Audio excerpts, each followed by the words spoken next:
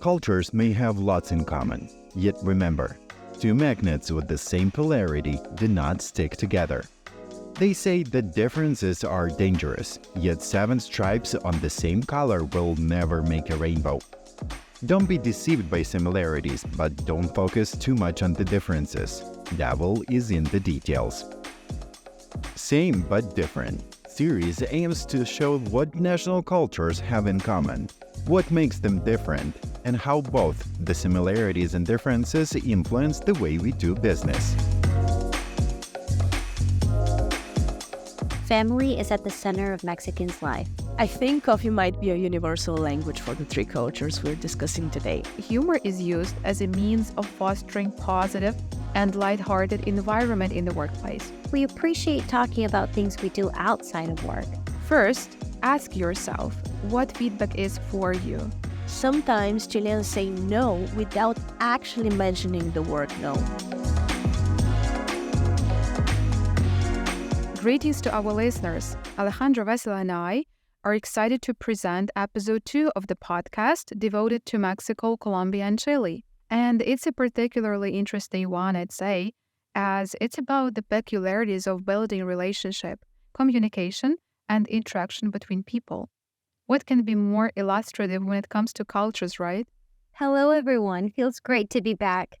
We really hope you enjoyed the first episode, and we're looking forward to the second part, where we will share some insights about Mexico, Colombia, and Chile. Stay tuned and discover how same but different these 3 cultures are.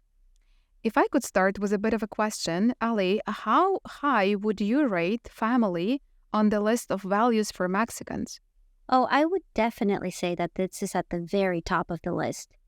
Family is at the center of Mexicans' life, and it is important to give time to them.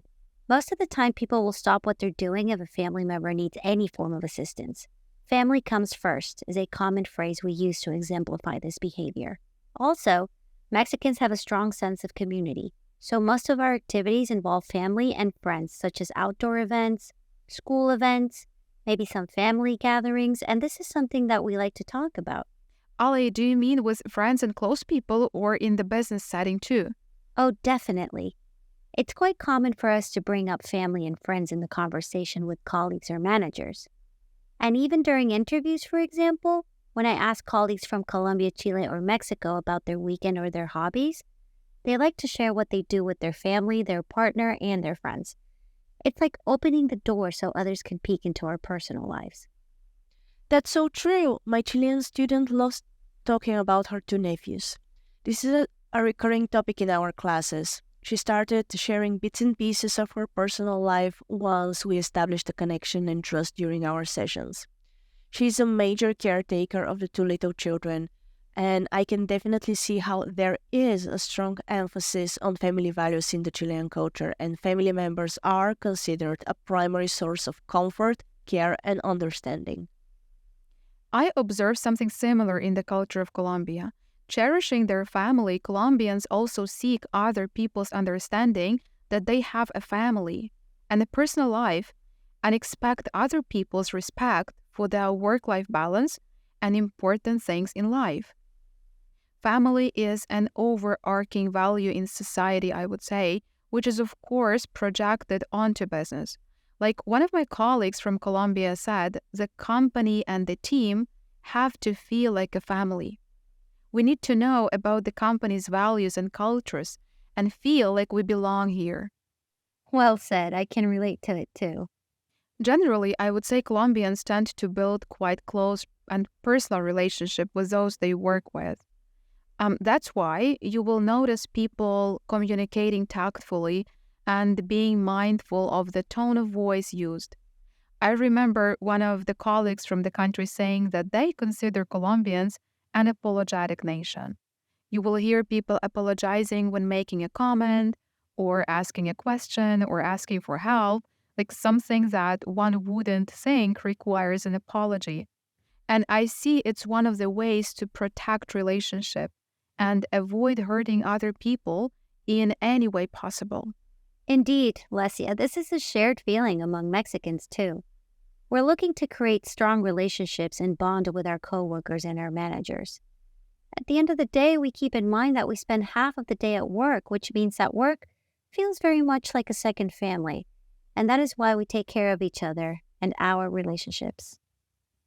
At this point, I assume our listeners have guessed that people from Mexico, Colombia, and Chile would build trust through communication and interaction.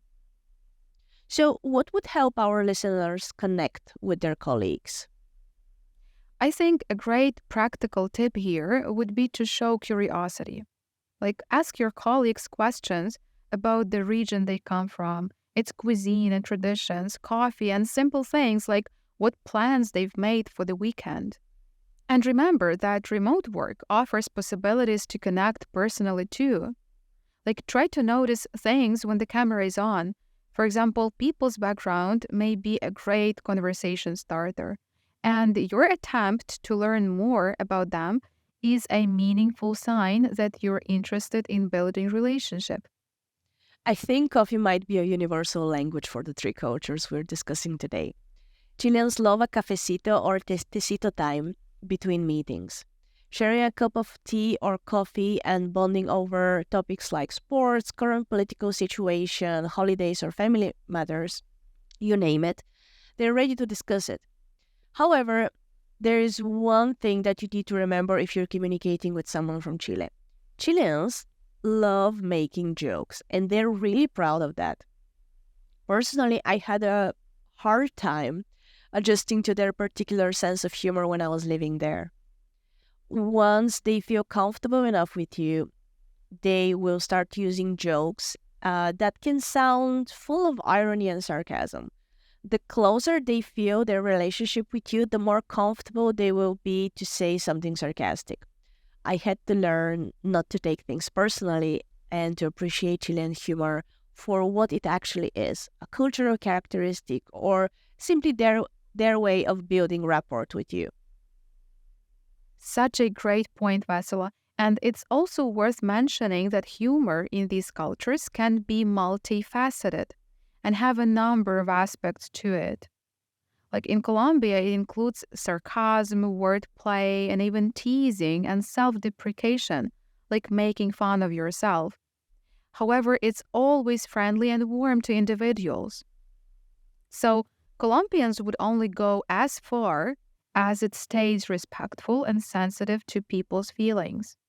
And one more thing, humor is used as a means of fostering positive and lighthearted environment in the workplace. I remember the manager of the project that I was involved in telling me about the case in an interview. So they asked the candidate if they had ever dealt with a conflict.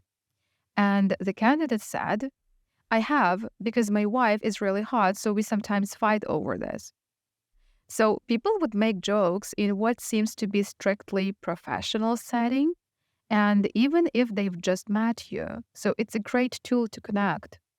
I've also noticed that during interviewing processes, all three, Mexicans, Colombians, and Chileans, enjoy answering questions about what they like to do in their free time, their hobbies, what they do during the weekend, apart from work-related topics. We appreciate talking about things we do outside of work. It helps shed a light into our lives and possibly share some things that we might have in common. And if we can do this at a coffee shop or a bar or even a restaurant, it will be much more amiable. Speaking of sharing food, it seems like people from different corners of the world may have different perception of what food is in our life. I don't think I've ever thought about it before. Like, what perceptions, for instance? Well, for many Latin American cultures, food is a lot more than a substance or fuel for your body. For example, it's a source of pride and identity and social cohesion in Colombia. Sharing food and beverages in a business setting helps to connect with people on a more personal level. Besides, I've noticed my colleagues from Colombia suggesting informal dinner or coffee time to mend things after confrontations with their colleagues and clients. Indeed, Lesia. Food is a big part of Mexican culture. During weekdays, we usually have a big lunch around 2 p.m., where it is customary for all family members to sit at a table and enjoy a nice meal where we talk about things like work. And during weekends, it's quite common to have family gatherings and enjoy a tasty meal where there is no pressure to get back to work. So usually these gatherings start around 3 p.m. and can last until 10 p.m. or even later. It is a time we value greatly. And like Colombians, we also enjoy having dinner or coffee with colleagues. We appreciate face-to-face interaction. It helps to build trust and strengthen relationships. At times, this might seem straightforward by other cultures. So if we invite you to have drinks or coffee after work or maybe even dinner, don't worry. That's just a normal thing to do.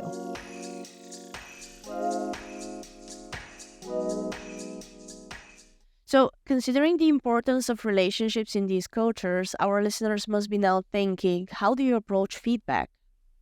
That's a great question, and one wouldn't be wrong if they choose the indirect, soft way and deliver feedback in private. But the two things that I'd like to emphasize come from my personal consulting experience. So first, ask yourself what feedback is for you. If you think about it as a primary tool to help people grow by understanding what they can improve on, you might want to reconsider. That's interesting. What exactly do you mean here, Lesia? What I'm trying to say is that at the end of the day, feedback is not only about the things to adjust, but also what people are great at. Oh, that is so true. And this is especially important when delivering feedback to a colleague from Colombia. It shows in the way an expert responds to the candidate's answers during an interview, or in how you deliver your perspective to a teammate, and how you as a mentor or the team leader develop the team member. I really think it helps to recognize people's strengths, notice what helps them achieve results, and praise it. Recognition is feedback too, and a great source of motivation for Colombians. And what would be the second thing you were going to mention, Lesia? Oh, right. Let me present it with a case once shared by a project manager, and which is actually on the brink of feedback and the interaction between the manager and the team. At some point, the manager identified a certain change in the team's attitude and dynamics. So it was about minor things. People sat in the room, the way they kept the physical distance between them, or the way they talked, and their face expression, of course. So in the meeting, the manager asked the team if things were fine, and they said they were. Sounds like a common thing. And I think I know what happened next. The manager added that they are always open to anyone who'd like to discuss the things that are bothering them. And after the meeting, a few colleagues approached the manager and raised their concerns in a one-to-one conversation.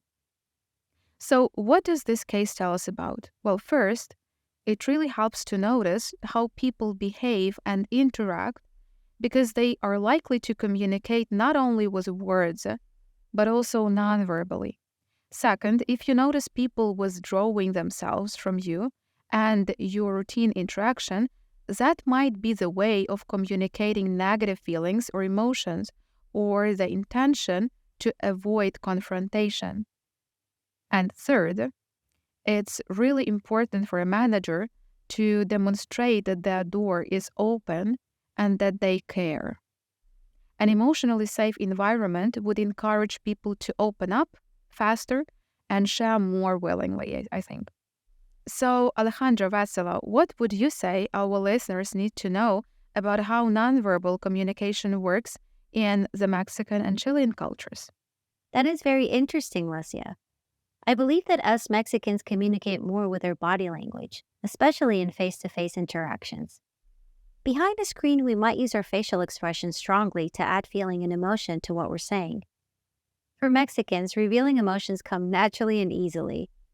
In class, when I ask them about their day or their weekend, they will undoubtedly bring about the emotion that they felt.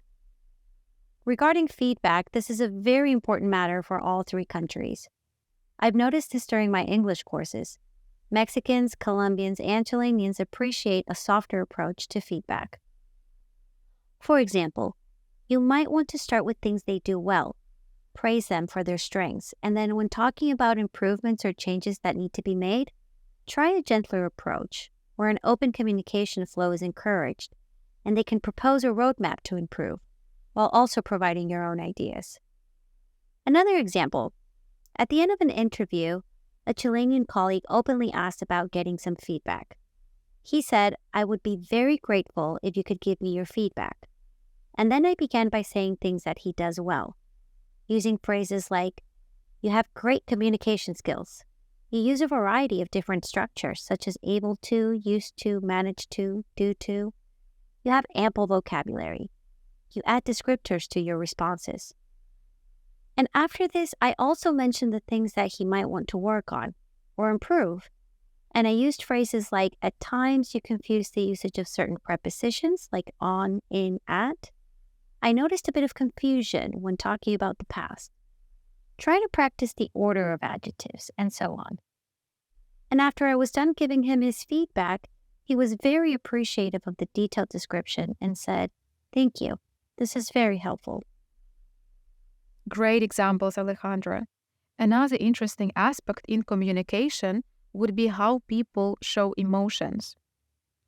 The level of expressiveness seems to be different when it comes to our three cultures.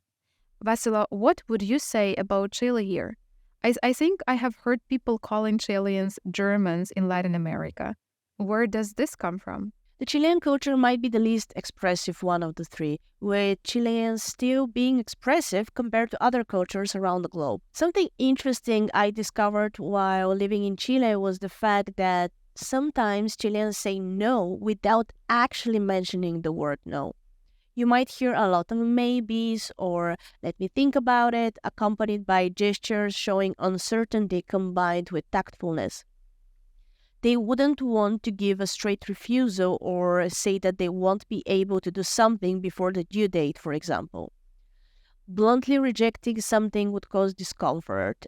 It's almost like it would ruin their relationship with the other person. I bet there are plenty of people from around the globe who would say saying no is being honest. Right. However, if you're trying to read Chileans, you can pay attention to their facial expressions. They convey emotions through subtle cues.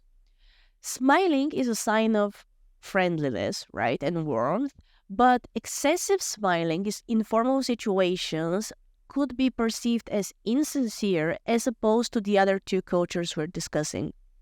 Chileans might appear slightly colder than Mexicans and Colombians, but just give them time to get to know you. They will welcome you to their family afterwards. I think Vesela brought up an interesting topic here regarding the word no and how Chileans use different wording. And with all honesty, I think that this is also quite common with us Mexicans. Our approach tends to be less direct, more circuitous. So for example, in the business context, a manager asks an associate to work on some extra tasks. Normally, we wouldn't openly say no. We often provide a narrative explaining why we can't do it in hopes for the manager to realize this and say, "Oh, okay, I see, no problem. We'll find a different way." And this may have to do with the fact that customer service and tourism is a big part of Mexico's economy. And that might explain why simply saying no is at times difficult for us. And interestingly enough, it works the same way in social settings. So let's say that a friend invites you to a gathering or a dinner party. Saying no or "I can't" is not a common thing to do. Often we actually confirm our attendance deliberately knowing that we won't be going. And the organizer knows that. So it's actually expected that you invite 30 people, but maybe only half will show up. It's like we know they wouldn't come, they know they wouldn't make it, and the invitation is still expanded and the conversation occurs. So to some people from other cultures, it might seem a pointless thing to do, but to me, it just reinforces the importance of relationship, the key to trust, and the essential part of people's interaction. I also had to learn not to arrive on time at parties in Chile. That's a great example for us to see that cultural peculiarities are useful knowledge that could help us avoid misunderstandings, even when they come as a culture shock in the beginning. We all have our own cultural background and perceptions. So being open-minded and curious can open not only doors, but whole different worlds. Indeed, Vesela. And I would also like to add that having these spaces where we share our input and have a conversation about cultural differences can help us become more successful in both our professional and social undertakings, while also acknowledging the fact that every day brings about new challenges, and that each of us, being as unique as we are, will experience things differently. I couldn't agree more here.